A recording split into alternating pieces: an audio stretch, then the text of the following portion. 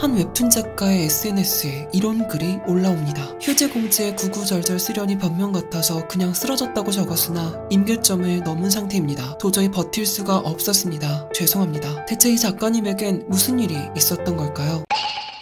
네이버 시리즈에서 연재 중인 BL 웹툰 청사관 악어는 단아하고 수려한 그림체로 호평을 받으며 시즌2 단행본이 출간되자 알라딘 주간 베스트셀러 1위를 차지할 만큼 엄청난 인기작으로서 자리매김하고 있었습니다. 또 작품의 퀄리티가 높아 고강도의 업무 강도가 예상됨에도 불구하고 시즌2를 진행하는 동안 그 흔한 지각도 없이 2년간 성실히 연재를 진행해주셨기에 성황리에 시즌2를 마치고 앞으로 연재가 진행될 시즌3 또한 많은 사람들의 기대 속에서 연재가 시작될 날만을 기다리고 있었습니다. 그런데 시즌3 시작일을 앞두고 작가님의 SNS에선 이런 글이 올라오게 됩니다. 일정 지연으로 시즌3 오픈이 미뤄집니다. 작은 수술이 잡혀 받는 김에 연재 외부의 일도 함께 처리하고 오겠습니다. 오랜 기간 돌아올 자리를 만들고 기다려주신 독자분들에게 아쉬운 소식을 전하게 되어 죄송합니다. 뿐만 아니라 얼마 뒤 연재가 시작된 후에도 연재 지각 공지 또한 올라오게 되는데요. 지각 없이 누구보다 성실하게 연재를 하셨던 작가님이시기에 독자들은 작가님께 무슨 일이라도 생기신 것이 아닌가 하며 의아해하는 시선을 보냈습니다. 그리고 바로 얼마 뒤 작가님께서는 다시 한번 공지를 올리는데요. 이번에는 지연이 아닌 휴재 공지였습니다. 죄송합니다. 담당자님께 휴재 대신 업데이트 지연 공지를 요청했으나 제가 또 쓰러지는 바람에 결국 마감하지 못했습니다. 휴재를 하게 된 이유는 건강이 많이 안 좋아졌기 때문입니다. 하루가 걸리던 일들이 이틀, 사흘로 늘어나는 탓에 물리적으로 작업 시간이 많이 부족했습니다. 묵묵히 배려해주시는 PD님과 독자님들께 자꾸 폐를 끼치게 되어 죄송합니다. 이처럼 작가님께서는 건강 회복을 위해 휴재 공지를 게재하였으나 문제는 독자들의 반응이었습니다. 누군 회사 안 다니나요? 아프다고 회사에서 봐주는 거 아니잖아요. 직장인들은 아프다고 지각하면 회사 잘려요. 진짜 책임감도 프로의식도 없네요. 시즌3까지 엄청 오래 쉬고 오셨는데 세이브 원고 하나 없이 대체 뭘 한 거지? 최소한의 기본은 지켜야 하지 않을까요? 공짜로 보는 것도 아니고 돈 내고 보는 건데 내가 왜 돈 내고 스트레스 받아야 하는 건지 모르겠네. 위와 같은 내용의 댓글들이 많은 추천수를 받으며 게재되었고 결국 작가님께서는 SNS에 새로운 입장문을 제시하게 됐습니다. 휴재 공지에 구구절절 쓰려니 변명 같아서 그냥 쓰러졌다고 적었으나 꾸준한 곡해와 조롱으로 스트레스가 임계점을 넘은 상태입니다. 이상 반응이 몸으로 와버리니 도저히 버틸 수가 없었습니다. 죄송합니다. 세이브도 없이 뭘 했느냐면 아무것도 할 수 없었습니다. 한 독자분이 일이나 처하라고 말씀하시길래 왜 그러느냐고 조용히 되물으면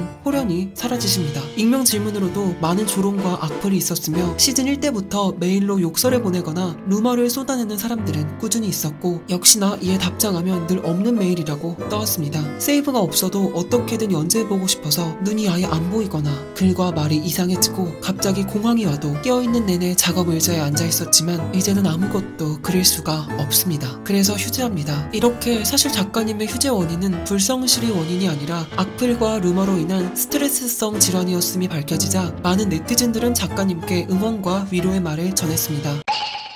사실 웹툰과 웹소설 작가들의 악플로 인한 문제는 하루 이틀 된 문제가 아닌데요. 작가들은 얼굴을 드러내거나 대외적인 활동을 하는 것도 아닌데 대체 어떤 이유로 악플들을 받고 있을까요? 웹툰과 웹소설 작가들이 악플을 받는 이유는 대체적으로 세 가지가 있습니다. 첫 번째는 독자가 이야기의 스토리가 자기 마음에 안 들 때입니다. 이 부분에서는 사유다가 나왔으면 좋겠고 이 장면에선 이렇게 이야기가 진행되었으면 좋겠는데 자기가 원하는 방식대로 스토리가 진행되지 않으면 작가님께 댓글을 달거나 메일을 보내는 것이죠. 두 번째는 자신이 좋아하는 캐릭터의 쓰임새가 마음에 들지 않을 때입니다. 작품이 생기면 필연적으로 캐릭터의 팬이 생길 수밖에 없는데요. 문제는 이 캐릭터에 대한 애정이 과한 나머지 자신이 좋아하는 캐릭터의 역할, 비중, 커플링이 마음에 들지 않을 경우 악플을 남기는 것이죠. 제가 이전에 웹툰 커플 랭킹 콘텐츠를 만든 적이 있었는데 당시 시청자 여러분들의 댓글로 커플을 모집받아 진행했었습니다. 그런데 영상을 올리고 며칠 뒤에 한 메일이 도착했는데요. A와 B의 커플링 지지자임을 밝힌 이 시청자분은 A와 C가 커플로 나온 해당 영상을 보고 굉장히 당황했다며 영상을 내려달라고 요청하셨습니다. 이처럼 개인 유튜브에서 그저 비공식 콘텐츠를 만들 뿐인 저에게도 이런 메일이 올 정도면 과연 작가님들은 얼마나 많은 메일을 받는 것일까 약간은 감히 상상해 볼 수 있었습니다. 그리고 마지막 세 번째는 그냥 재밌어서입니다. 다음은 인터넷에 올라와 화제가 되었던 한 게시글입니다. 솔직히 작가 멘탈 터뜨리는 게 취미 취미임. 아무 작가나 따라가서 팬인 척 칭찬해주다가 여기서 살짝 아쉽네요 라고 하면서 살살 긋고 나중에는 너무 실망이네요 하차합니다 라고 댓글 달고 여론 조성해서 작품 많이 터뜨려봄. 조아라 시절부터 했는데 너무 재밌더라. 계속 여러 개 만들어서 여러 사람인 척 악플 달고 연재 중단시키고 새 작품 쓸어가면 또 따라가서 전작이 낫다고 하면 아예 절필함. 이처럼 각양각색의 이유로 달리는 악플들은 작가님들에게 어떤 영향을 미칠까요? 다음은 과거 문피아에서 유저 전체에게 돌린 쪽지입니다. 작가 한 분이 악플에 시달리다 작품 게시판을 접고 자살을 기도한 사건이 발생했습니다. 다행히 아는 사람이 뭔가 심상치 않음을 느끼고 급히 119에 연락하여 참혹한 사태는 면했습니다만 119가 도착했을 때 방안은 피가 낭자했고 연락을 늦게 했다면 출혈 과다로 심각한 상황이 되었을 거라고 합니다. 다시는 재발하지 말아야 할 일이라고 생각합니다. 이 쪽지가 발송된 것은 2017년입니다. 그리고 5년에 가까운 시간이 지난 2022년. 지금도 수많은 악플들은 여전히 작가님들의 마음을 헤집고 있죠. 이렇게 악플 피해로 인한 심각성이 대두되는 와중이지만 조금은 다른 의견을 비치는 사람들 또한 있었습니다. 돈 주고 보는 독자로서 당연히 작품에 대해 이 정도 의견은 말할 수 있지 않나? 이 세상에 안 힘든 일은 없다. 대중에게 작품을 내놓는 순간 어느 정도의 욕은 당연히 감수해야 할 것이고 못하겠으면 다른 직업을 찾는 편이 좋다. 물론 작품에 대한 독자의 비평과 피드백은 지극히 당연한 현상이며 이것은 독자의 자유입니다. 그러나 작품에 대한 비평과 작가를 향한 비난은 엄연히 다른 영역이 라고 생각합니다. 독자가 작품을 구매할 때 사는 것은 작품을 보는 권리지 작품을 좌지우지할 권리도 작가를 욕할 권리도 아니라고 생각합니다. 제가 시청자들 때문에도 밥 벌어먹고 사는 직업 아닙니까? 그래서 뭐 저에 대한 이렇다 저렇다 하는 거는 제가 먹고 사는 거에 포함되어 있다고 생각해요. 근데 이제 내버려 두니까 가족이나 뭐 그런 사람들이 이제 지속적으로 인신공격이라든지 선 넘는 발언들을 좀 하시는 것 같아서 직장생활 하면서 너는 머리가 있냐? 생각이라는 것 좀 해라. 그런 얘기를 듣는 순간에 이 욕값이 내 월급값이다. 저는 요즘 인플루언서, 직장인 너나 할 것 없이 정말 많은 사람들이 욕값이라는 말을 자조적인 의미로 사용하고 있는 모습을 보았습니다. 그런데 사실은 아니잖아요. 월급은 욕을 먹었기에 받는 대가가 아니라 일했기에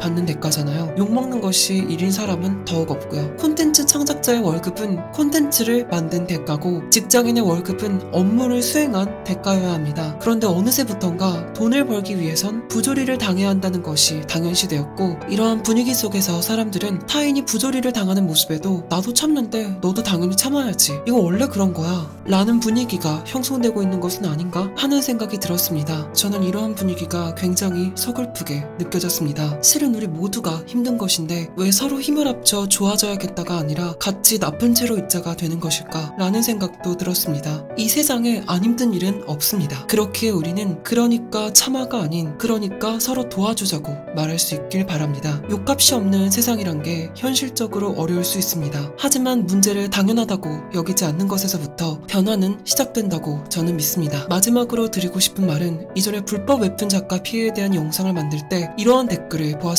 피해당했다 해서 찾아봤더니 비하해 작가라는 소리가 있던데 그럼 당해도 싸지. 알아서 하세요. 이처럼 작가가 비하해 작가라는 이유로 어떤 부당한 행위를 당해도 싸다는 내용의 댓글들이 정말 많았었는데요. BL이라는 장르를 개인적으로 싫어하는 것도 또 불호인 장르를 만드는 작가를 개인적으로 싫어하는 것도 개인의 자유이기 때문에 존중합니다. 그러나 내가 불허하는 대상이기 때문에 그 어떤 부당함에 처해도 된다고 말하는 것은 전혀 다른 문제라고 생각합니다. 나는 당신의 말에 동의하지 않지만 당신의 말할 권리를 위해서라면 죽을 힘으로 싸우겠다. 볼피르의 친구들에서 나오는 관용에 대한 명언으로 한 번쯤 들어보신 적 있으실 텐데요. 이 말 맞다나 우리는 타인에 대한 불호와 존중에는 분명한 구별이 있어야 한다고 생각합니다. 만약 타인에 대한 불호가 타인의 권리를 침해할 수 있는 근거가 될 수 있는 세상이 온다면 누군가에게는 분명 불호의 대상일 우리들 또한 그 어떤 부조리 앞에서도 목소리를 낼 수 없게 될 것입니다. 그럼 여기까지 덕질함에 분석하는 덕분이었고 오늘도 여러분 덕분입니다.